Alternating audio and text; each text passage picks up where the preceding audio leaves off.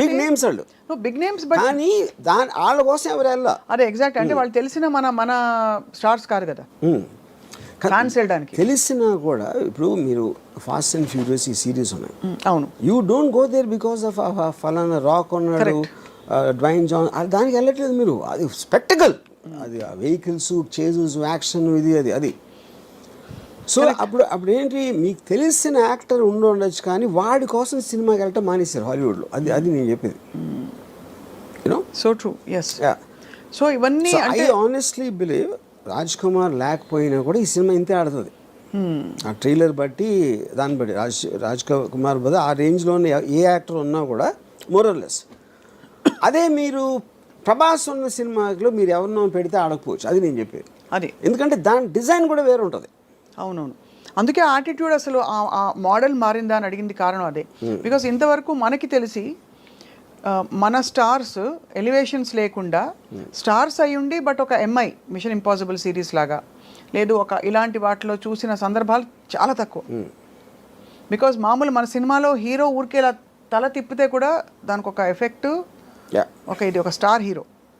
అలాంటిది showing them like normal people వచ్చింది అలాంటి సినిమా. అసలు ఒక రుద్రమైన నాకు గుర్తుంది, చిరంజీవి గారు నార్మల్గా మెగా స్టార్ అయ్యింది. డెఫినెట్గా ఐ ఫీల్, అంటే ఇప్పుడు బాలచంద్ర గారు ఉన్నారు, అఫ్ కోర్స్ బాలచంద్ర గారు ఈ టైంలో తీయలేరు అలాంటి విశ్వనాథ్ గారు, ఆఫ్ కోర్స్. నాకు తెలిసి వెన్ ద టైమ్ సాగర్ సంగమం ఆ టైంలో తీసినప్పుడు Kamal Haasan image would have been very different. అప్పుడు వచ్చిన కమల్ హాసన్ ఫిలిమ్స్కి సాగర్ సంగమంకి ఏమి ఏదో ఉండదు. ఇంకోటి, మీరు శంకరాభరణంలో సోమయాజుల్ గారు లాంటి ఒక 60-year-old అన్నోన్ పర్సన్ని ప్రొటాగనిస్ట్గా పెట్టడం అనేది నాకు తెలిసి ఇప్పుడు కూడా ఎవరు అసలు ఇమాజిన్ కూడా చేయడు. అలాగే ఒక అంత పొడుగ్గా ఉండి ఆల్మోస్ట్ యూనో డస్కీ కాంప్లెక్షన్తో మంజు భార్గవ్ గారిని హీరోయిన్గా పెట్టడం కూడా ఎవరు ఊహించుకోలే మీరు అన్నట్టు. బట్ అది కూడా ప్రొటాగనిస్ట్ని మీరు నాన్ యాక్టర్ని ఎవరు ఐఏఎస్ ఆఫీసర్ని తీసుకొచ్చి పెట్టడం అని దానికన్నా రిస్క్ అయితే పరాకాష్ట. ఇది కరెక్ట్ రైట్. బట్ అది కూడా మీరు అన్న వన్ ఆఫ్ ద మోడల్స్లో ఆఫ్ దీస్ అవుట్లయర్ ఫిల్మ్స్, అంటే ఆడ్ ఫిల్మ్స్ అంటాం కదా. ఈ అంటే ముందు పికప్ కాలేదు, బట్ తర్వాత బాగా పికప్ అయ్యి కల్ట్ ఫిల్మ్ అయిపోయింది. ఇదేమో స్త్రీ 2 ఏమో పికప్ అవుతుందో లేదో తెలియదు, బట్ ఫస్ట్ డేనే బ్లాక్ బస్టర్. ఇంకా దాని గురించి ఏం మాట్లాడక్కర్లేదు, అంతే. అంటే అలా ఉంది దాని మీరు చెప్తున్న కనెక్షన్. ఇంకోటి ఏమైంది, నిన్న దాంతో రిలీజ్ అయిన అక్షయ్ కుమార్ సినిమాకి 5 కోట్లు వచ్చింది. 54 కోట్లు రాజ్ కుమార్ సినిమాకి వస్తే 5 కోట్లు అక్షయ్ కుమార్ సినిమాకి వచ్చింది. 5.5 కోట్లు అంతా జాన్ అబ్రహం సినిమాకి వచ్చింది అదే రోజు. మరి తీసేవాళ్ళు ఇప్పుడు నెక్స్ట్ ఎవరైనా హీరో రెమ్యూనరేషన్ ఒక సిరీస్ ఆఫ్ ఫ్లాప్స్ తర్వాత తగ్గించుకునే సందర్భాలు ఉండుంటాయి ఆర్జీవి గారు? చేస్తారు. That happens? Yeah, it happens. When the market is not doing that. ఎందుకంటే అప్పుడు ఏం చేస్తారంటే ఇప్పుడు ఇంత ఇస్తామండి సినిమా హిట్ అయితే అంత ఇస్తామని ఇలాంటి కొన్ని డీల్స్ పెట్టుకుంటారు, కొంచెం అదే క్లాజులు బ్యాక్ ఎండ్ అలాంటి.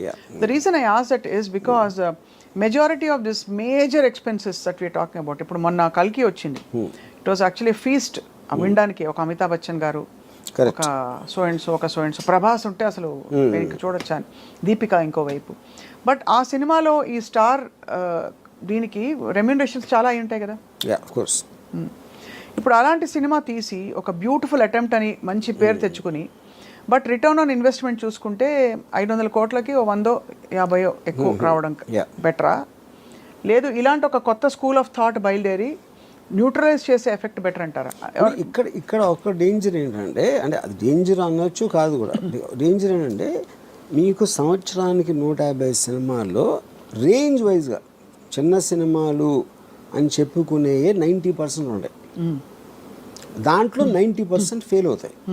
సో ఆ 10%లో మీ సినిమా ఉంటుందా అని తెలియదు కదా మీకు. అవును, but economy will run like that, అంతే. అది that is a fail safe. అప్పుడు మేము పెద్ద సినిమా చేసి అన్కంట్రోల్డ్ బడ్జెట్ ఎంత రెమ్యూనరేషన్ ఇచ్చినప్పుడు ఎంత పోవటానికి ఛాన్స్ ఉందో. ఇప్పుడంటే ఇప్పుడు నేను పేరు చెప్పండి, ఇప్పుడు ఒక సినిమా మీరు 400 కోట్లు తీసారనుకోండి, దాంట్లో మీకు 200 crores నష్టం వచ్చింది అనుకోండి. ఇప్పుడు మీరు దీని బేసిస్లో 10 కోట్లు 15 కోట్లు సినిమా తీస్తే ఎంత పోయినా కూడా మీకు 10-15 పోతుంది, ఇక్కడలాగా 200 పోదు, అంతే కదా. అంతే, రిస్క్ ఇస్ లెస్ అంటే తక్కువ, బట్ కొడితే జాక్ పాట్ కొడితే ఇంకా తిరుగుంటుంది అది. బట్ ఆల్ ద సేమ్ ఈ హీరోలు అందరూ వాళ్ళ రిస్క్ కూడా ఒక సినిమాలో ఎంగేజ్ అవ్వడం ఈజ్ వెరీ హై బికాస్ వాళ్ళు తొందరగా పీక్ అయిపోతారు. ఆ తర్వాత దానికంటే ఏదైనా తక్కువ ఇస్తే చూసుకోరు. చచ్చినట్టు ఆ లీగ్ ఆఫ్ మార్కెట్లోనే ఇప్పుడు ప్రభాస్ వచ్చి సడన్గా యూనో మంచి ఒక ఇలాంటి ఒక 127 hours లాంటి సినిమాలో ఆర్ సంథింగ్ చేస్తారా అంటే whether people will digest, whether he'll take that risk we don't know. He's compelled to work now in very very big projects. దానికి రీజన్ ఏంటంటే 127 hours ఈ లెక్క థ్రిల్లర్ అనుకోండి ఏదో సంథింగ్. ప్రభాస్కి డబ్బులు ఇచ్చేది not about the story, not about that. అతను స్క్రీన్ మీద హై స్పీడ్లో వస్తే అంతమంది ఎక్సైట్మెంట్ వస్తుంది అనేది కాస్టింగ్ ఫ్యాక్టర్. అది that is what super stars are suppose to be. అప్పుడు అలాంటి మూమెంట్స్ ఉన్న స్టోరీనే వాళ్ళు ఎన్నుకుంటారు. అదే వాళ్ళు వచ్చి వేరే సినిమా తీసినప్పుడు ఆమీర్ ఖాన్ ఒక్కడే చాలా తెలుగు చేస్తాడు. ఆమీర్ ఖాన్ ఏం చేస్తాడంటే ఇప్పుడు ఏంటి, ఒక సపోజ్ తను గజ్నీ లాంటి సినిమా తీసాడు కూడా చాలా పెద్ద హిట్ అయ్యేది. తర్వాత తను తారే జమీన్ పే తీస్తే తారే జమీన్ పేలో చూస్తారా, అది మంచి స్టోరీ, కానీ గజనీకి అలవాటు పడిన వాళ్ళు దీన్ని చూస్తారా అంటే దానికి ఆమీర్ ఖాన్ ఏం చేశాడంటే గజనీ నమ్మిన ప్రైస్లో 1/10 కమ్మాడు తారే జమీన్ పే. అప్పుడు ఆమీర్ ఖాన్ లాజిక్ ఏంటంటే నేను ఈ సినిమాలు కూడా చేస్తాను, కానీ ఆ ప్రైస్కి అమ్మినప్పుడు ఆ ఆడియన్స్ నేను రీచ్ అవ్వలేను. దీని ఆడియన్స్ దీనికి ఉండదు. కరెక్ట్. యా, అప్పుడు ఏమైంది, గజనీ కాస్ట్ 40 crores అయితే ఇది 5 crores అయింది. 5 crores అయ్యేటప్పటికి ఇది కూడా 60 చేసింది. 60 crores తారే జమీన్ పే. అదే ఒక 90 చేసి ఉండొచ్చు. 60 కాకపోయినా 10 చేసినా కూడా హిట్టే కదా.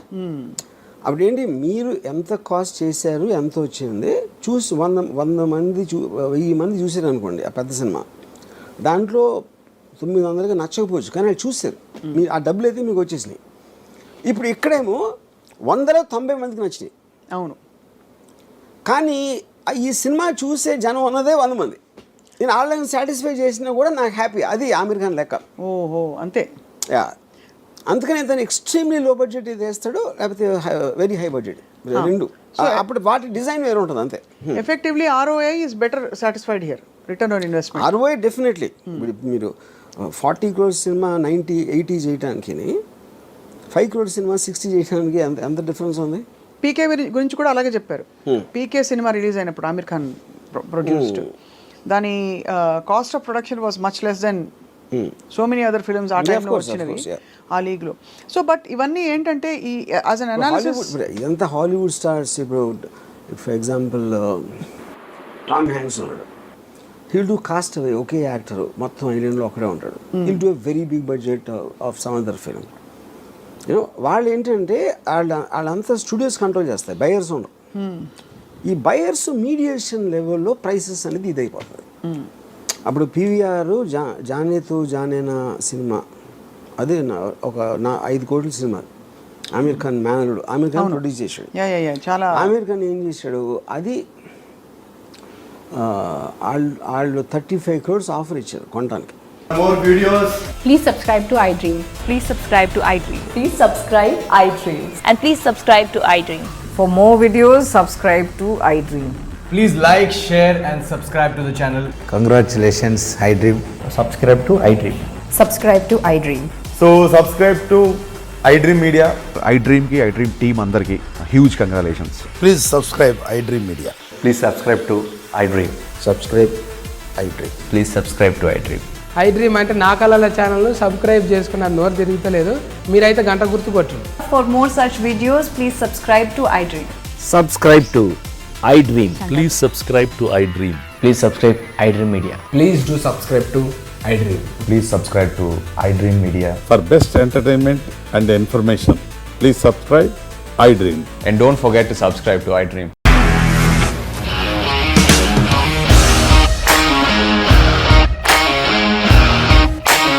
ఇండస్ట్రీలో కమిట్మెంట్ ఇష్యూస్ వస్తే నీకు కూడా వచ్చినట్టు మార్నింగ్ తీసుకెళ్ళాలంటే కొట్టి పడేసాడు.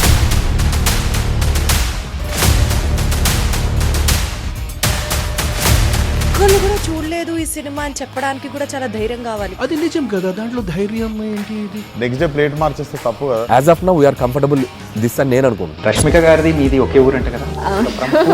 నీకు కోపం వచ్చిందంటే బాగా తిట్టేత్తరా? తిట్టేద్దామండి.